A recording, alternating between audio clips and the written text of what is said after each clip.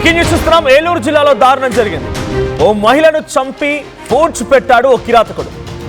విశాలి అనేటువంటి ఒక మహిళ కుటుంబానికి 2 లక్షల రూపాయలు అప్పిచ్చాడు దర్శన్ ఫ్రాన్సిస్ చౌరి. అయితే ప్రతి వడ్డీ వసూలకి ప్రతి నెల విశాలి ఇంటికి వెళ్ళాడట ఈ ఫ్రాన్సిస్. అయితే ఈ నేపథ్యంలోనే ఆ మహిళకి ఈ ఫ్రాన్సిస్కి మధ్య వివాహితర సంబంధం ఏర్పడింది. ఆ మహిళ మనం ఆర్టీవీ స్క్రీన్ పై చూస్తున్నటువంటి ఫోటోలో కనిపించేటువంటి మహిళే. సో ఆ మహిళ అప్పు తీసుకుంది 2 లక్షల రూపాయలు దర్శన్ ఫ్రాన్సిస్ చౌరి నుంచి. ప్రతి నెల వడ్డీ వసూల కోసం ఫ్రాన్సిస్ ఆ మహిళ ఇంటికి వెళ్ళేవాడు. ఈ క్రమంలోనే మహిళతో వివాహితర సంబంధం కూడా ఏర్పడింది. అయితే విశాలి అనేటువంటి ఆ మహిళ కేవలం ఫ్రాన్సిస్తో పాటుగా ఫ్రాన్సిసే కాకుండా మరికొంతమంది మగవాళ్ళతో కూడా వివాహేతర సంబంధం కొనసాగిస్తోంది, సన్నిహితంగా ఉంటుందని చెప్పి పగ పెంచుకున్న ఫ్రాన్సిస్ ఏప్రిల్ 18వ తేదీన డబ్బుల గురించి మాట్లాడాలి అంటూ ఆ మహిళని బయటికి రమ్మని చెప్పాడు. అయితే బైక్ ఎక్కించుకొని ఒక ప్రాంతానికి తీసుకెళ్ళి నిర్మానుష్యమైనటువంటి ప్రాంతానికి తీసుకెళ్లాడు. అక్కడికి వెళ్ళిన తర్వాత ఆ మహిళతో తగాదాకి దిగి ఆ మహిళ తలపై బండరాయితో కొట్టి హతమార్చాడు. ఆ తర్వాత ఆ మృతదేహాన్ని ముళ్ళ పొదల్లో పడేశాడు. 5 రోజుల తర్వాత మళ్ళీ అదే ముళ్ళ పొదల్లోకి వెళ్ళిపోయి ఆ ముళ్ళన్నింటిని కూడా తొలగించి ఆ మహిళ మృతదేహాన్ని పూడ్చిపెట్టేశాడు. ఆ తర్వాత విశాలికి సంబంధించినటువంటి ఫోన్ నుంచే తన భర్తకి పలుమార్లు ఫోన్ చేయడం, అంటే ఎవరికి విశాలి భర్తకి ఫోన్ చేయడం, ఏం మాట్లాడకుండా కట్ చేయడం. విశాలి ఇంకా బ్రతికే ఉంది అని నమ్మించేందుకు ప్రయత్నం చేశాడు. ఆ అమ్మాయి కనిపించట్లేదు ఎక్కడ కూడా. ఆ తర్వాత ఒకరోజు పోలీసులు ఆ విశాలికి సంబంధించిన కాల్ డేటా తీస్తే మొత్తం బయటకు వచ్చేసింది. అయితే ఇక్కడ మధ్యలో విశాలి ఫోన్ని కొన్ని రోజుల పాటుగా భర్తకు ఫోన్ చేయడం, ఉన్నట్టుగా నటించడం, బ్రతికుందన్నట్టుగా కలరింగ్ ఇవ్వడం కోసం ఫోన్ చేయడం, మాట్లాడడం, కట్ చేయడం, ఏం మాట్లాడకుండా సైలెంట్గా కట్ చేయడం, ఇవన్నీ జరుగుతూ ఉన్నాయి. తర్వాత ఆ ఫోన్ని పగలగొట్టి చెరువులో కూడా పడేశారంట విశాలి ఫోన్ని. పోలీసులు కాల్ డేటా ఆధారితంగా దీని వెనుక మొత్తం పాత్రధారి సూత్రధారి ఫ్రాన్సిసే అన్నట్టుగా గమనించి ఫ్రాన్సిస్ అందులోకి తీసుకున్నారు. సో విజువల్స్ మనం చూడొచ్చు. అక్కడ ఆ ఫోటోలో కనబడుతున్న వ్యక్తి ఫ్రాన్సిస్. సో ఫ్రాన్సిస్ ఎక్కడైతే ఆ మహిళ మృతదేహాన్ని పూడ్చిపెట్టాడో అక్కడ నుంచి పోలీసు మళ్ళీ ఆ మహిళ మృతదేహాన్ని తీస్తూ ఉన్నారు. ఏప్రిల్ 18న ఈ ఇన్సిడెంట్ జరిగితే, ఏప్రిల్ 18వ తేదీన ఇన్సిడెంట్ జరిగి ఆ రోజున ఆ మహిళని హతమారిస్తే ఈరోజు డేట్ మే 30. ఆల్మోస్ట్ ఆల్ ఒక 40-45 రోజులు, 40 రోజులకు పైబడే ఇంకా ఇన్ని రోజుల పాటుగా ఆ మహిళా మృతదేహాన్ని దాచిపెట్టగలిగాడు. ఎవరికి చిక్కకుండా, ఎవరికి ఎటువంటి అనుమానం రాకుండా దాచిపెట్టాడు. పోలీసులు నేరుగా తీసుకెళ్ళి ఎక్కడ పూడ్చిపెట్టావు చూపెట్టమంటే తీసుకెళ్ళి చూపిస్తున్నాడు. ఆయననే ఆ మహిళతో వివాహితర సంబంధం పెట్టుకున్నాడు. ప్రతి నెల వడ్డీ వసూలకు వచ్చి ఆ విశాలితో వివాహితర సంబంధం కొనసాగించడమే కాకుండా ఆవిడ ఇంకెవరితోనో మాట్లాడుతోంది, సన్నిహితంగా ఉంటోంది అని చెప్పి అనుమానంతో ఆ మహిళని వేరే ఒక నిర్మానుష్య ప్రాంతానికి తీసుకెళ్లి చంపేసి ఆ మహిళను ముళ్ళపొదల్లో పడేసి ఆ తర్వాత మళ్ళీ అక్కడికి వెళ్ళి ముళ్ళపొదల్లో నుంచి పూడ్చిపెట్టి విశాలి భర్తని పలుమారు నమ్మించడానికి ఫోన్ చేసి మాట్లాడకుండా కట్ చేసి బతికే ఉందని కలరింగ్ ఇవ్వడం, ఇదంతా జరుగుతూ ఉండగా పోలీసులకు ఎందుకు అనుమానం వచ్చింది, కాల్ డేటాని తీస్తే మొత్తం విషయం బయటపడింది. సో ఒకసారి మనం విజువల్స్ చూద్దాం. అక్కడ సంఘటనా స్థలం నుంచి ఆ విజువల్స్ మనం చూడొచ్చు. ఫ్రాన్సిస్ ఆ మహిళను ఎక్కడైతే పూడ్చిపెట్టాడో అక్కడే ఎగ్జాక్ట్గా ఆ మహిళ మృతదేహాన్ని వెలికి తీయడం కోసం పోలీసు ఆయన చేతే ఆ మట్టిని తొలగిస్తూ ఉన్నారు. ఆ పూడ్చిపెట్టిన చోతే ఆ పూడికను తీసి మళ్ళీ ఆ మహిళ మృతదేహాన్ని బయట తీశారు పోలీసులు. సో దీనికి సంబంధించి ఒకసారి పోలీసు కూడా మాట్లాడుకొచ్చారు. పోలీసులు ఏం మాట్లాడారో చూద్దాం. మూడోపట్నం పోలీస్ స్టేషన్ పరిధిలో ఉన్నటువంటి సౌరిపురం వట్లూరు గ్రామ పంచాయతీలో ఉన్నటువంటి సౌరిపురం నుంచి పోయిన నెల 18వ తారీఖు నాడు ఒక అమ్మాయి మిస్ అయినట్టుగా 19వ తారీఖు నాడు వచ్చి రిపోర్ట్ అవ్వడం జరిగింది. తదుపరి దర్యాప్తుగా హ్యూమన్ మిస్సింగ్ కింద కేసు రిజిస్టర్ చేయడం జరిగింది. తదుపరి ఆ అమ్మాయి ఫోన్ని కొన్ని లొకేషన్స్లో ఆన్ చేసి ఆఫ్ చేయడంతో మేమంతా కూడా దర్యాప్తు చేయడం జరిగింది. ఈ రోజు నాడు ఆ కాల్ అనాలిసిస్ చేసుకోవటం, దాని ప్రకారం ఏదైతే అదే గ్రామానికి చెందిన సౌరిపురం చెందినటువంటి ఫ్రాన్సిస్ చౌరి అనే అతను ఈ అమ్మాయి తోటి మాట్లాడుతున్నట్టుగా తెలిసింది. దాని మీద అనుమానంతో అతను మేము విచారించగా అతని విచారణలో కొన్ని విషయాలు చెప్పాడు. అమ్మాయి ఇతనికి బాకీ ఉన్నట్లు, ఆ బాకీ సమయం గురించి ఎన్నిసార్లు అడిగినా సరిగా బాకీ గురించి చెప్పకపోవటం, దాంతోపాటు ఇతనికి అమ్మాయితో ఉన్నటువంటి ఆ యొక్క దీంతో ఇంటిమసీ తోటి కూడా ఇతను నమ్మవలికి ముందే ప్రణాళిక ప్రకారం ఈ అమ్మాయిని ఈ యొక్క నూజివీడి రూరల్ ఏరియాలో ఉన్నటువంటి ఈ పల్లెరుమూడి గ్రామంలోకి తీసుకొచ్చి ఈ పోలవరం కెనాల్ పక్కన ఈ చెట్టడు లాంటి దగ్గర తీసుకొచ్చి అమ్మాయిని చంపివేసి ఇక్కడ పాతిపెట్టినట్లుగా చెప్పడం జరిగింది. దాంతో మేము ఈ రోజు నాడు అతను తీసుకొని మధ్యవర్తుల ద్వారా ఇక్కడ రావడం జరిగింది. ఎంఆర్ఓ గారి సముద్రంలో ఈ పాతిపెట్టిన ఏరియాని ఎగ్జిబిషన్ చేసి ఇటు పోలీసులు మాట్లాడుతున్న మాటలు విన్నారు. ఒకసారి మా ప్రతినిధి మనోజ్ దగ్గరికి వెళ్దాం. మనోజ్, ఏం జరుగుతోంది?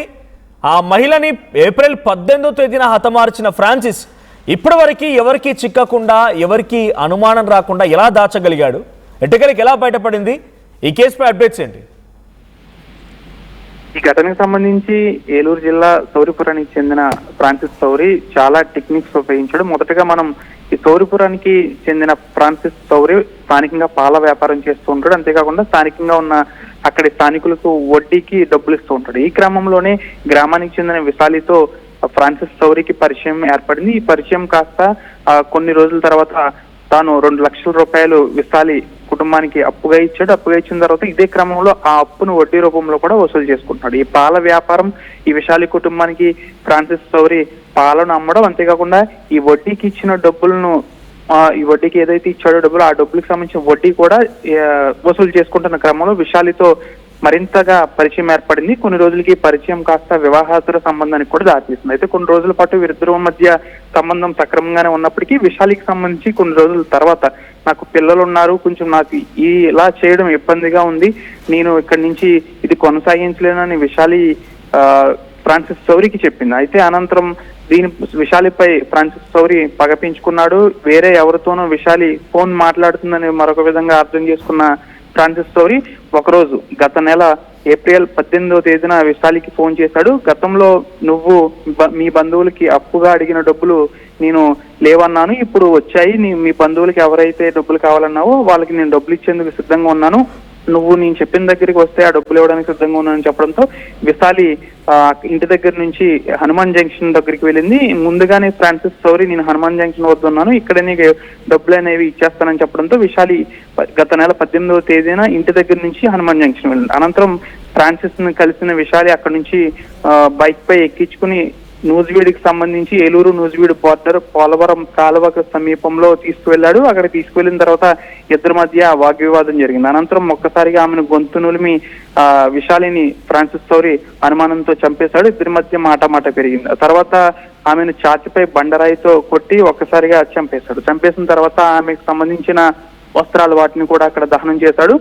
ఈ విశాలికి సంబంధించిన ఏదైతే మృతదేహం ఉందో ఆ మృతదేహాన్ని ముళ్ళ పొదల్లోకి వేసేసిన పరిస్థితి కూడా నెలకొంది. అయితే విశాలికి సంబంధించిన మొబైల్ ఫోన్ ఏదైతే ఉందో ఆ ఫోన్ అంటే ఇటు ఒకవేళ కుటుంబ సభ్యులకి అనుమానం రాకుండా ఉండాలి, అంతేకాకుండా పోలీసులకు కూడా సమాచారం ఇస్తారు కాబట్టి కుటుంబ సభ్యులు పోలీసులను కూడా పక్కదారి పట్టించాలి కాబట్టి ఈ విశాలికి సంబంధించిన మొబైల్ ఫోన్ ను ఎక్కడా పడేయకుండా కనీసం ఆ గొడ్డులో కూడా పూడ్చిపెట్టకుండా తానే క్యారీ చేశాడు. కొన్ని రోజులు ఏలూరులో ఉన్నాడు, కొన్ని రోజులు తిరుపతి వెళ్ళాడు, కొన్ని రోజులు విజయవాడ వెళ్ళాడు. అయితే ఎక్కడికి వెళ్ళినా అక్కడ విశాలి ఫోన్ నుంచి భర్తకు ఫోన్ చేయడం, మాట్లాడకుండా ఉండడం. దీనిపై విశాలికి సంబంధించి 18వ తేదీన ఇంటి నుంచి పుట్టింటికి వెళ్తున్నానని తన భర్తతో చెప్పింది. అయితే రాత్రి సమయం అయినప్పటికీ కూడా విశాలి ఇంటికి రాకపోవడంతో పుట్టింటికి విశాలి భర్త ఫోన్ చేస్తాడు, వాళ్ళు కూడా మా దగ్గరికి రాలేదని చెప్పడంతో 19వ తేదీ ఉదయం పోలీస్ స్టేషన్ లో ఫిర్యాదు చేశారు. పోలీసులు ప్రతిష్టాత్మకంగా కేసును నమోదు చేసుకుని ఈ వివరాలన్నింటినీ కూడా పోలీసులు ఈ మొబైల్ నెట్వర్క్ సంబంధించి అన్నింటినీ సేకరించారు. అయితే పోలీసులు విచారణలో కూడా మొబైల్ ఫోన్ కొన్ని రోజులు ఏలూరులో ఉంది, కొన్ని రోజులు తిరుపతిలో ఉంది, కొన్ని రోజులు విజయవాడలో ఉంది. అంటే విశాలి ఎక్కడో ఉంది, ఎవరో కిడ్నాప్ చేస్తారనే కోణంలో కొన్ని టీమ్స్ ను విజయవాడ పంపించారు, కొన్ని టీమ్స్ ను తిరుపతి పంపించారు. ప్రధానంగా ఈ ఫ్రాన్సిస్ సౌరి ఫోన్ చేసి తన భర్తకు ఫోన్ మాట్లాడకుండా పక్కన పెట్టాడు. ఈ విధంగా అంటే విశాలి ఇంకా బతికే ఉంది అనే ఒక సంకేతాన్ని అయితే ఫ్రాన్సిస్ సౌరి చూపించాడు.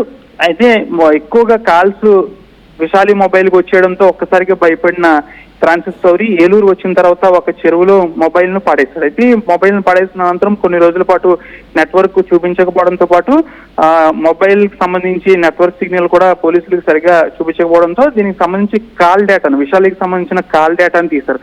ఈ కాల్ డేటా తీసిన క్రమంలో ఫ్రాన్సిస్ సౌరితో ఎక్కువ సంభాషణ చేసినట్లయితే వచ్చింది. అయితే ఈ ఫ్రాన్సిస్ సౌరి అనే వ్యక్తి ఎవరనే కోణంలో విచారణ చేపడితే ఫ్రాన్సిస్ సౌరిని ఆ గ్రామంలోని అదుపులోకి తీసుకుని పోలీసులు తమదైన స్టైల్లో విచారణ చేపట్టారు. విచారణ చేపట్టిన తర్వాత ఈ విషయాన్ని అంతా చెప్పసాగాడు. అయితే ఎక్కడ పూడ్చిపెట్టాడో అక్కడికే ఫ్రాన్సిస్ సౌరిని తీసుకెళ్ళాడు. ప్రధానంగా ఇక్కడ అతను ముందుగా ముళ్ళ పొదల్లో పడేసిన తర్వాత 5 రోజుల తర్వాత మరి అదే బాడీ దగ్గరికి వెళ్ళాడు. బాడీ దగ్గరికి వెళ్ళిన తర్వాత ఆ శవాన్ని గోయి తీసి పాతి పెట్టి అనంతరం ఆయన తిరుపతి ఏలూరు ఇతర ప్రాంతానికి వెళ్ళిపోయాడు. అయితే పోలీసులకు ఫ్రాన్సిస్ సౌరి చిక్కిన తర్వాత మళ్ళీ సీన్ రీకన్స్ట్రక్షన్ చేసే విధంగా అక్కడికి తీసుకువెళ్లారు. ఎక్కడైతే విశాలిని గోతిలో పూడ్చి కప్పిపెట్టాడో అదే గోతిని అతని చేతే తీయించారు. అయితే ఈ తీసే క్రమంలో మొత్తం కూడా డెడ్ బాడీ కుళ్ళిపోవడంతో బంధువులు ఆ డెడ్ బాడీని చూసి భయభ్రాంతులకు గురయ్యారు. ఒక్కసారిగా ఫ్రాన్సిస్ సౌరీపై కూడా తిరగబడిన పరిస్థితి కూడా నెలకొంది. అయితే దీనికి సంబంధించి స్థానిక తహసీల్దార్ సమక్షంలో ఆ మృతదేహానికి పోస్ట్ మార్టం కూడా పూర్తి చేశారు. ప్రధానంగా అప్పు ఇవ్వడం, అప్పు ఇచ్చిన తర్వాత వడ్డీ వసూలు చేయడం, ఈ నేపథ్యంలో ఇద్దరి మధ్య వివాహేతర సంబంధం ఏర్పడ్డం. వివాహేతర సంబంధం కొనసాగించకుండా విశాలి ఉన్నదనే ఒక కోపంతో ఈ విధంగా ఫ్రాన్సిస్ సౌరీ చేసినట్లయితే పోలీసుల విచారణలో అయితే వెలుగు చూసింది. ఏదేమైనప్పుడు కూడా వివాహేతర సంబంధానికి కట్ చేయడం వల్లే ఫ్రాన్సిస్ సౌరీ ఈ విధంగా చేసినట్లయితే తెలిసింది. ప్రస్తుతానికి ఫ్రాన్సిస్ సౌరీని పోలీసులు అదుపులో తీసుకున్నారు. ప్రస్తుతానికి ఆయన్ని రిమాండ్ కూడా తరలించిన పరిస్థితి కూడా ఏర్పడింది మనోజ్. రైట్. కానీ ఇన్ని రోజుల పాటుగా ఎవరికి అనుమానం రాకుండా ఎలా కన్విన్స్ చేయగలడు, ఏ రకంగా దాన్ని మభ్యపెట్టగలిగాడు, ఎన్ని రోజుల పాటుగా ఎలా దాక్కున్నాడు అనుకోవాలి? ముందుగానే ప్లాన్ ప్రకారం అంటే తాను చంపిన తర్వాత అదే ప్రాంతంలో ఆలోచించిన తర్వాత ఈ మొబైల్ ఫోన్ గనక ఒక్కసారిగా ఇక్కడ పాడేస్తే ఫోన్ స్విచ్ ఆఫ్ వస్తుంది కాబట్టి విశాలి కనిపించదు కాబట్టి నా మీద ఎక్కడ అనుమానం వస్తుందన్న ఒక ఉద్దేశంతో ఫ్రాన్సిస్ సౌరీ కొంత పోలీసులను కూడా పక్కదారి పట్టించాడు. ఆమె ఫోన్ ను తీసుకుని వెళ్ళి కొన్ని రోజులు ఏలూరులోనే ఉన్నాడు. ఏలూరులో ఉన్న తర్వాత కొన్నిసార్లు తన భర్తకు ఫోన్ చేసి మాట్లాడకుండా ఉండడం. అయితే ఈ ఫోన్ చేసి మాట్లాడకుండా ఉండడం అనే కోణంలో కూడా పోలీసులు కుటుంబ సభ్యులు కూడా ఒక విధంగా విశాలి బతికే ఉంది కానీ ఎవరో కిడ్నాప్ చేస్తారు అన్న కోణంలోనే ఆలోచించారు తప్ప విశాలి చనిపోయింది ఈ విధంగా ఫ్రాన్సిస్ సౌరీ అనే ఒక వ్యక్తి ఈ విధంగా నాటకం ఆడుతున్నాడు అనే విషయాన్ని ఎవరో గ్రహించలేకపోయారు. అయితే వాస్తవంగా కూడా ఎవరు గ్రహించలేరు. ఎందుకంటే విశాలి ఫోన్ చేస్తుంది, మాట్లాడట్లేదు అంటే ఎక్కడో ఉంది, మొత్తం మీద ఏదో ఆపదలో ఉంది అనుకున్నారే కానీ ఈ విధంగా జరిగింది అనుకోలేదు. ఈ విధంగా ఫ్రాన్సిస్ సౌరీ ఒక పథకం ప్రకారం చాలా ఏంటంటే ఇది ఒక సినిమా యాంగిల్లో చేశాడు ఫ్రాన్సిస్ సౌరీ. చాలా పకడ్బందీగా ఒక విలేజ్ లో ఉండి ఇంతటి స్థాయిలో చిన్న స్థాయిలో ఒక వ్యాపారం చేసుకునే వ్యక్తి ఈ విధంగా ఒక పెద్ద క్రైమ్ ను చాలా మొబైల్ ఫోన్ తో ఒక విధంగా ఫోన్ చేసి ఒక నాటకం కింద ఆడటం. ఆ తర్వాత ఈ ఫ్రాన్సిస్ సౌరీకి ఎక్కువ మొబైల్ ఫోన్స్ అంటే విశాలి నెంబర్ కి ఎక్కువగా ఫోన్స్ రావడంతో ఫ్రాన్సిస్ సౌరీ ఏం చేయాలో అర్థం కాక ఇంకా ఫోన్ ని చెరువులో పడేసాడు. ఎప్పుడైతే చెరువులో పడేశాడో అప్పుడు పోలీసులు దీనిపై ఎంక్వైరీ మరింత బలోపేతం చేశారు. మొత్తం మీద ఏదో జరిగే ఉంటుందన్న నేపథ్యంలో ఫ్రాన్సిస్ సౌరీకి సంబంధించిన కాల్ హిస్టరీ బయటికి తీసిన తర్వాత ఈ వాస్తవాలన్నీ వెలుగు చూశాయి. ఇంతవరకు అంటే గత నెల 18వ తేదీ నుంచి ఇప్పటి వరకు తెలియకపోవడానికి గల కారణం ప్రధానంగా మొబైల్ ఫోన్ కి సంబంధించి ఆమెకు తమ కుటుంబ సభ్యులకు ఫోన్ చేయడం ఒకటే, అటు అనుమానం రాలేదు. ఇంకా విశాలి బతికే ఉంది అనుకున్నారు తప్ప ఈ విధంగా జరిగిందని మాత్రం అనుకోలేదు. చివరికి ఫ్రాన్సిస్ సౌరీని పట్టించింది కూడా మొబైల్ ఫోనే, విశాలి మొబైల్ ఫోనే అని చెప్పాలి Manoj. Right, thank you Manoj. మొత్తంగా చాలా దారుణమైనటువంటి సంఘటన. ఆ మహిళతో వివాహితర సంబంధం, ముందుగా ఫస్ట్ పరిచయం, ఆ తర్వాత అప్పిచ్చాడంట. ఏలూరు జిల్లాలో జరిగింది ఇది. ఆ అప్పిచ్చిన తర్వాత ఆ మహిళ ఇంటికి ప్రతి నెల కూడా వడ్డీ వసూల కోసం వెళ్తుండేవాడు. ఈ క్రమంలో వివాహితర సంబంధంగా మారింది. ఈ గ్యాప్లో వేరే ఒక వ్యక్తితో మాట్లాడుతుందనో సన్నిహితంగా ఉంటుందనో తనకు అనుమానం వచ్చింది. ఎవరికి? దర్శన్ ఫ్రాన్సిస్ అనే వ్యక్తికి.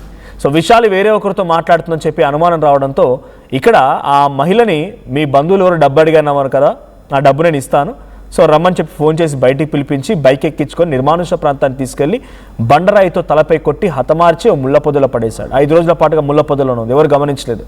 ఆ తర్వాత 5 రోజులకి మళ్ళీ వెళ్ళిపోయి అక్కడే ఆ మహిళ మృతదేహాన్ని పూడ్చిపెట్టాడు. ఆ మహిళ ఫోన్ తీసుకొని భర్తకి, అంటే విశాలి భర్తకి పలుమార్లు ఫోన్ చేసి తను బ్రతికే ఉంది కానీ ఎవరో సంథింగ్ కిడ్నాప్ చేశారని రకం కలరింగ్ ఇచ్చి బతికుందన్నట్టుగానే చిత్రీకరించే ప్రయత్నం.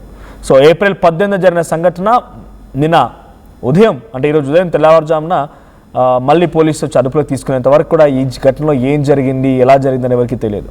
సో ఎటకేలకి ఫ్రాన్సిస్ని పోలీసు అదుపులోకి తీసుకున్నారు. మహిళ మృతదేహాన్ని కూడా వెలికి తీశారు. సో ఈ 40 రోజుల పాటుగా ఆ మహిళని చంపిన తర్వాత కూడా కళ్ళు గప్పి అక్కడెక్కడ తిరుగుతూ ఉన్నాడు. సో ఈ కథ విన్న తర్వాత మీకేమనిపించింది? ఆ వ్యక్తిని ఎలా శిక్షించాలి? కామెంట్ చేయండి.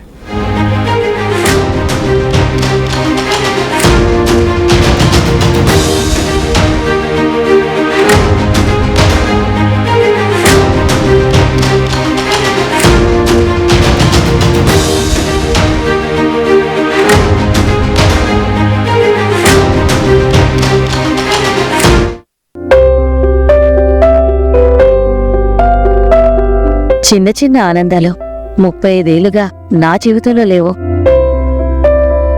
35 ఏళ్లుగా నేను డైపర్లలో బ్రతికాను. 6 సెంటీమీటర్ల ఫిస్టులా నా మూత్రాశయంలో లీకు కారణమైంది. ఎవరూ నాకు సహాయం చేయలేకపోయారు. ఏఐఎన్యూలో వైద్యులను కలిసే వరకు అక్కడ వారు రోబోటిక్ శస్త్రచికిత్సతో నాకు పరిష్కారం ఇచ్చారు. వారు నా ఆత్మవిశ్వాసాన్ని కూడా తిరిగిచ్చారు. Precision care makes it possible. The Center for Robotic Surgery at AINU